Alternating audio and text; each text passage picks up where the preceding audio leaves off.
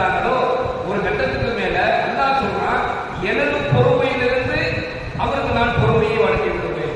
ஒண்ணு. இரண்டாவது அல்லாஹ் சொல்றான், என்னுடைய அறிவு ஞானத்திலிருந்து அறிவையும் அவருக்கு நான் வழங்குவேன். அப்போ ஒரு பொறுமையாளருக்கு அல்லாஹ் கொடுக்கக்கூடிய 2 வகையான சிறப்பு இருக்கு. ஒண்ணு, அவர் ஆல்ரெடி பொறுமையான குணத்தோட இருந்தாங்கன்னா மேற்கொண்டு என்ன செய்யறாங்கன்னா அல்லாஹ் தன்னுடைய பொறுமையான குணத்திலிருந்து பொறுமையை கொடுக்கிறான், தற்புறத்திலிருந்து கல்வி ஞானத்தை அறிவை அல்லாஹ் அவருக்கு கொடுக்கிறான் என்பதால் அதற்கு அபூதர்தாரி அல்லாஹ் அவர்கள் அறிவிக்கின்றார்.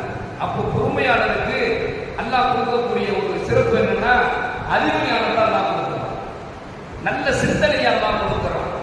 அவருடைய ஆலோசனைகளாக இருக்கட்டும், அவருடைய செயல்பாடுகள் அல்லாஹ் ஒரு தெளிவை ஏற்படுத்தி விடுவான் என்பதை இந்த ஹதீஸ் நமக்கு வலியுறுத்துகின்றது. அல்லாஹ் எங்கே இருப்பான் என்று சொன்னால் பொறுமையாளர்